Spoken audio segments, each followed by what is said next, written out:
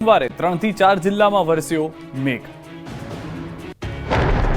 દ્વારકામાં સોમવારે પણ મેઘરાજાની પધરામણી થઈ હતી। સવારથી જ વરસાદી માહોલ જામ્યો હતો। સાંજ પડતા પડતા વરસાદે ધબધબાટી બોલાવી હતી। ભારે વરસાદને કારણે શહેરના માર્ગો નદી બની ગયા હતા। ઇસ્કોન ગેટ આસપાસના રસ્તાઓ પાણી થઈ ગયા। ભારે વરસાદ પડતા વાતાવરણમાં ઠંડક પ્રસરી તો આ પંથકના ખેતરોમાં પાકને નવજીવન મળ્યું। વરસાદના દ્રશ્યો ગીર સોમનાથના સૂત્રાપાડાના છે। સૂત્રાપાડાના વડોદરા, ઝાલા, વાવડી, બાવાની વાવ, કૃષ્ણવડા, લોઢવા સહિતના ગામોમાં ધોધમાર વરસાદ પડ્યો। એક દિવસના વિરામ બાદ ફરી મેઘરાજાની એન્ટ્રી થતા રોડ પાણી થયા। તો કચ્છના નખત્રાણામાં પણ વરસાદે જમાવટ કરી। નખત્રાણા સહિત આસપાસના વિસ્તારમાં વરસાદ વરસતા રોડ પર પાણી ભરાયા તો લોકોને ઉકળાટથી રાહત મળી। ખેડૂતો પણ ખુશ થયા। આ દ્રશ્યો પણ કચ્છના અબડાસાના છે। અહીં પણ બપોર બાદ વરસાદે રમઝટ બોલાવી હતી। ભેદી, લાલા, ભવાનીપર, કાલા તળાવ, જખૌ, વાયોરસ સહિતના ગામડાઓમાં વરસાદે મંડાણ કરતા પાકને નવજીવન મળ્યું। વલસાડ જિલ્લામાં આજે પણ વરસાદી માહોલ રહ્યો। જિલ્લામાં વાદળછાયા વાતાવરણ વચ્ચે અનેક વિસ્તારમાં વરસાદ વરસ્યો। ધરમપુર, પારડી અને ઉમરગામમાં પણ કેટલાક વિસ્તારોમાં છૂટોછવાયો વરસાદ વરસ્યો હતો। અમરેલીના ખાંભા શહેર અને ગીર પંથકમાં સતત ચોથા દિવસે ધોધમાર વરસાદ। ખાંભા ગીરના ગામડાઓમાં પણ મેઘરાજા મહેરબાન। ખાંભા શહેરના મિતિયાળા રોડ પર નદી માફક પાણી વહેતા થયા। ખાંભા ગીરના કોદિયા, દીવાનના સરકડિયા, દઢિયાળી, ભાવરડી સહિતના ગામડાઓમાં ધોધમાર વરસાદ વરસ્યો હતો। લાંબા વિરામ બાદ મઘા નક્ષત્રમાં વરસાદનું આગમન થતાં મગફળી, કપાસ સહિતના પાકને જીવનદાન મળ્યું છે। ગીરના ગામડાઓમાં સારા વરસાદથી જગતનો તાત પણ ખુશખુશાલ જોવા મળી રહ્યો છે। 24 ઓગસ્ટ સુધી ગુજરાતમાં મેઘરાજા મચાવી શકે છે તાંડવ। 4 સિસ્ટમ ભૂક્કા બોલાવશે। ગુજરાતમાં વરસાદનો રાઉન્ડ શરૂ થઈ ગયો છે। હવે મેઘરાજા તાંડવ મચાવી શકે છે। મહારાષ્ટ્રમાં ભૂક્કા કાઢે એવો વરસાદ પડ્યા બાદ મહારાષ્ટ્રથી ગુજરાત તરફ આવશે સિસ્ટમ। ગુજરાતમાં 4 સિસ્ટમની અસર ભારેથી અતિભારે વરસાદ પાડી શકે છે। હવામાન વિભાગે આગાહી કરી છે કે 19 અને 24 ઓગસ્ટે ભારેથી અતિભારે વરસાદ પડી શકે। દક્ષિણ ગુજરાત અને સૌરાષ્ટ્રમાં રેડ વોર્નિંગ સાથે ભારે વરસાદ પડી શકે તો ભારે પવન પણ ફૂંકાશે। અન્ય ભાગોમાં પણ વરસાદ પડશે। અમદાવાદમાં પણ હળવા ઝાપટા પડતા રહેશે। હાલ ચોમાસાની ધરી ગુજરાત પર કેન્દ્રિત છે। લો પ્રેશર હવે સાયક્લોનિક સર્ક્યુલેશન બન્યું। વિદર્ભમાં પહોંચી ચૂક્યું છે સાયક્લોનિક સર્ક્યુલેશન। ધીમે ધીમે ગુજરાત પર પહોંચશે પહેલી સિસ્ટમ। 19 और 20 के लिए heavy to very heavy with extremely heavy rainfall red warning के साथ दिया गया है। 21-22 heavy to very heavy rainfall isolated places में ऑरेंज वार्निंग के साथ दिया गया है। 23-24 गुजरात रीजन में हेवी रेनफॉल और येलो वार्निंग के साथ दिया गया है। પાટડીના રણમાં ફસાયેલ 9 યુવાનને સ્થાનિકોએ બચાવ્યા। સુરેન્દ્રનગરના પાટડીના ખારાઘોડા રણમાં વરસાદને કારણે યુવકો ફસાઈ ગયા હતા। વચરાજ દાદાના દર્શન કરી પરત ફરી રહ્યા હતા તે દરમિયાન ભારે વરસાદને કારણે રણમાં 9 યુવકો ફસાઈ ગયા। આ અંગેની જાણ થતાં જ ટ્રેક્ટર અને ગાડીની મદદથી પાટડી પોલીસે ફસાયેલા તમામ યુવકોને સહી સલામત રણમાંથી બહાર કાઢી રેસ્ક્યુ કર્યું। ફસાયેલા યુવકો હેમખેમ બહાર આવી જતા પરિવારજનોએ પાટડી પોલીસની કામગીરીની પ્રશંસા કરી।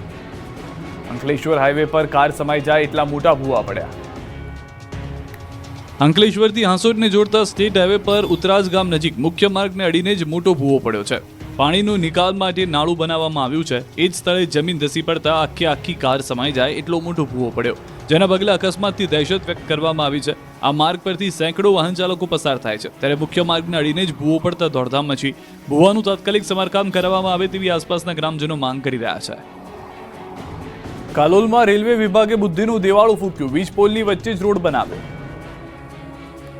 કાલોલના ડેરોલ સ્ટેશનથી પિંગળી તરફ જવાના કાચા સર્વિસ રોડ ઉપર રેલવે વિભાગ દ્વારા આરસીસી રોડ તો બનાવવામાં આવ્યો, પણ કોન્ટ્રાક્ટરે બુદ્ધિનું દેવાળું ફૂંકી માર્યું। કેમ કે આ આરસીસી રોડ પર વીજ પોલની વચ્ચે જ બનાવી દેવાયો। 2 વીજ પોલને હટાવવાની તસદી લીધા વગર જ રોડ બનાવી દેતા લોકોને હવે આ રોડ પરથી નીકળવું જોખમી લાગી રહ્યું છે। એમાં પણ રાત્રે જો કોઈ પૂરપાટ આવે તો રોડની વચ્ચે ઊભા રહેલા થાંભલા સાથે જ અથડાઈ જાય। વાહન ચાલકો માટે આ રોડ સુવિધા નહીં પરંતુ દુવિધારૂપ લાગી રહ્યો છે। ભરૂચમાં જમીનના વળતરને લઈને ખેડૂતોએ કર્યો હલ્લાબોલ।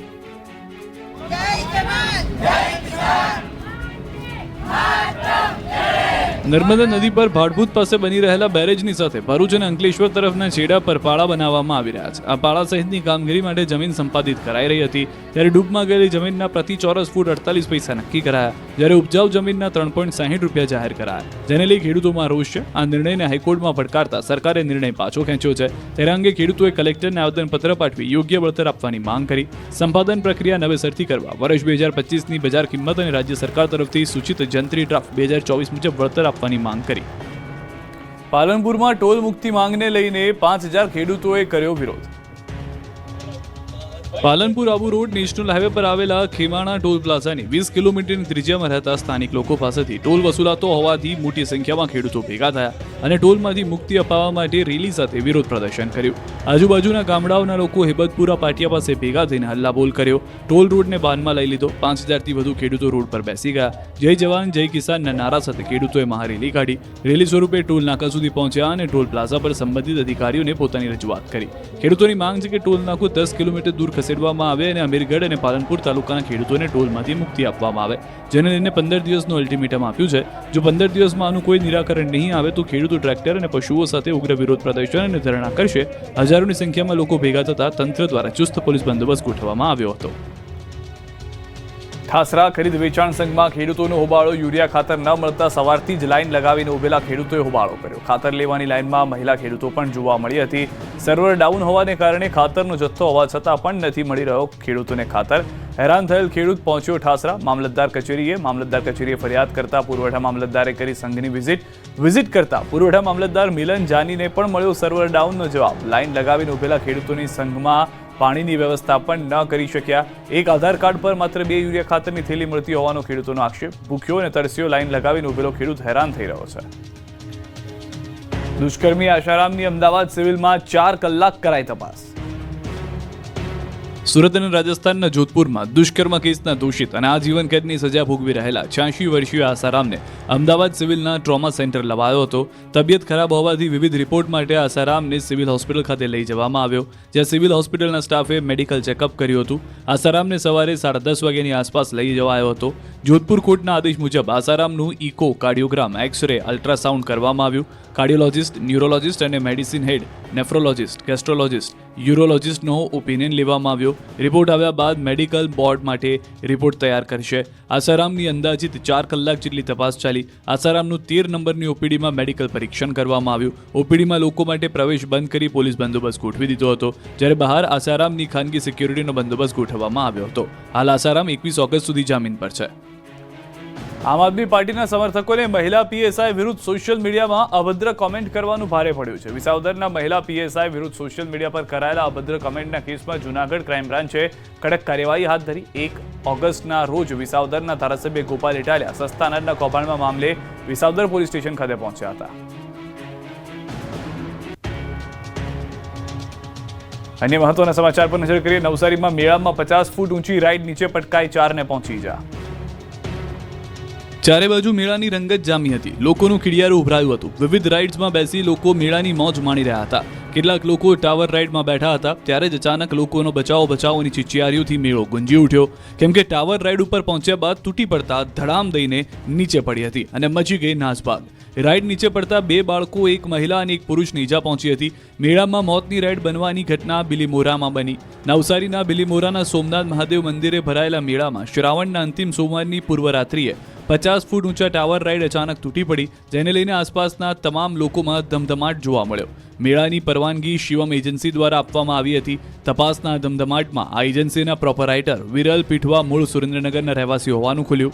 શિવમ એજન્સીએ પ્રથમ વખત બિલીમોરા મેળામાં 7 અલગ અલગ રાઇડ માટે પરવાનગી મેળવી હતી. અકસ્માતની ઘટના બાદ સોમનાથ મંદિર પરિસરમાં આવેલી તમામ જોખમી રાઇડને સ્થગિત કરી દેવામાં આવી.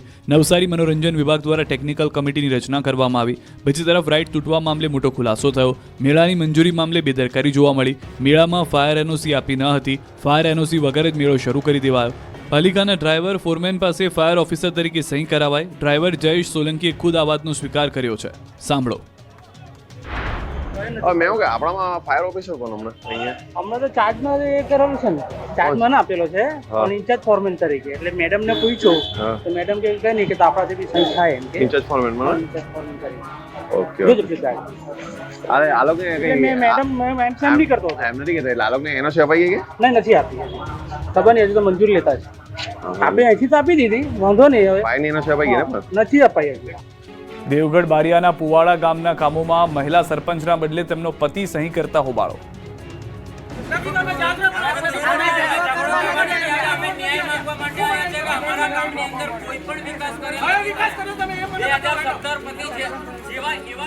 દાહોદના દેવગઢ બારિયા તાલુકાના પુવાડા ગામમાં મહિલા સરપંચના બદલે તેમનો પતિ જ વહીવટ કરતા ગ્રામજનોએ હોબાળો મચાવ્યો. કોળીના પુવાડા ગામના લોકોએ ગ્રામ પંચાયત ખાતે પહોંચીને વિરોધ કર્યો.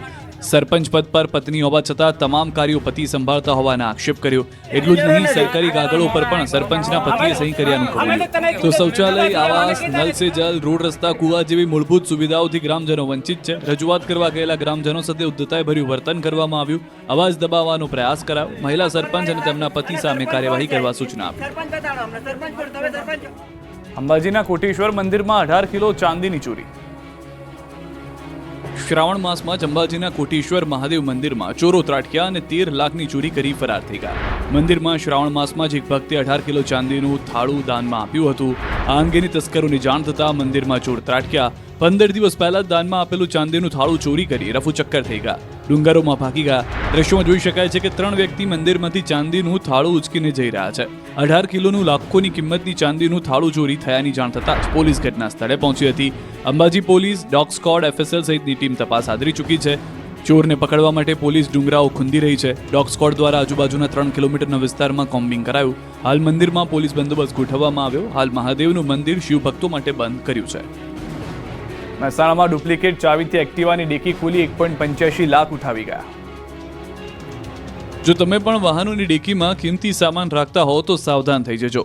મહેસાણા શહેરમાં રાધનપુર રોડ પર આવેલા કાશી વિશ્વનાથ મહાદેવ મંદિર સામે પાર્ક કરેલા એક્ટિવામાંથી ચોરી થઈ.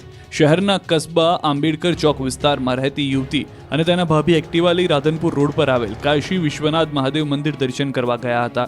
જ્યાં મંદિર સામે પોતાનું એક્ટિવા પાર્ક કરી હેન્ડબેગ ડેકીમાં મૂકી દર્શન કરવા ગયા. આ દરમિયાન અન્ય 2 વ્હીલર પર સવાર થઈ 2 તસ્કર ફરિયાદીના એક્ટિવા પાસે આવી ગયા. ત્યારબાદ ડુપ્લિકેટ ચાવી વડે એક્ટિવાની ડેકી ખોલી તેમાંથી હેન્ડબેગ ચોરી કરી. એ બેગમાં 1.20 લાખની કિંમતની 1.25 તોલાની સોનાની ચેન, 10,000 કિંમતના એરપોર્ટ્સ, 2,000ની ઘડિયાળ, 350 પાઉન્ડ જેની કિંમત 41,300, રોકડા 12,000 તેમજ જરૂરી ડોક્યુમેન્ટ મળી કુલ 1,85,300ના મત્તાની ચોરી કરી 2 તસ્કરો ફરાર થયા. પોલીસે આ મુદ્દે ફરિયાદ નોંધી તપાસ આદરી. સુરતમાં કટરથી તિજોરી કાપી 25 કરોડથી વધુના હીરાની ચોરી. તહેવારોની રજામાં સુરતના કાપોદ્રામાં DK & સન્સ ડાયમંડ કંપનીમાં તસ્કરો ત્રાટક્યા હતા.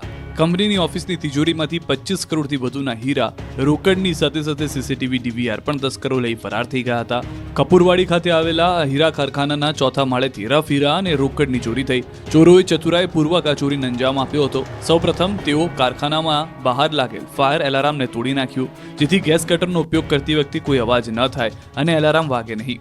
તદુપરાંત ફેક્ટરીમાં પ્રવેશ માટે માત્ર એક જ દરવાજો હોવાને કારણે ચોરોએ લાકડાનો દરવાજો તોડીને અંદર પ્રવેશ કર્યો. આશ્ચર્યજનક રીતે ફ્લોર પર કોઈ CCTV કેમેરા નહોતા, જે ચોરો માટે વધુ સરળ બન્યું. ચોરોએ ઓફિસની અંદર પ્રવેશવા માટે ઓફિસના કાચ કાઢ્યા હતા. ત્યારબાદ ચોરોએ 3 લેયરવાળી તિજોરીને ગેસ કટર વડે તોડી હતી. તિજોરીમાં 12 ઇંચ બાય 10 ઇંચનો ગોબો પાડવામાં આવ્યો હતો, જે દર્શાવે છે કે ચોરો પાસે ગેસ કટર જેવી આધુનિક ચોરીના સાધનો હતા. ચોરી થઈ તે જગ્યાએ ઓફિસની બહારનો એક અને ઓફિસની અંદરના 2 કેમેરા પણ ચોરોએ કાઢી નાખ્યા, જેનાથી તેમની ઓળખ છુપાવી શકાય. તપાસમાં સામે આવ્યું છે કે બિલ્ડિંગમાં છેલ્લા 3 દિવસથી કોઈ સિક્યુરિટી ગાર્ડ હાજર નહોતો. આ અવસરનો લાભ ઉઠાવીને ચોરોએ 25 કરોડથી વધુના હીરાની ચોરીને ગુનાને અંજામ આપ્યો. તસ્કરો માત્ર હીરા અને રોકડ જ નહીં, પરંતુ ચોરીના કોઈ પુરાવા ન રહે એ માટે ફેક્ટરીના તમામ CCTV કેમેરાની તોડફોડ કરી અને DVR પણ ઉઠાવી ગયા. પોલીસના અનુમાન મુજબ 2 થી 3 લોકોએ આ કૃત્યને અંજામ આપ્યો હોઈ શકે છે. સુરતની યુનિવર્સિટીના કાર્યક્રમમાં સ્ટેજ પર વિદ્યાર્થી આળોટવા માંડ્યો.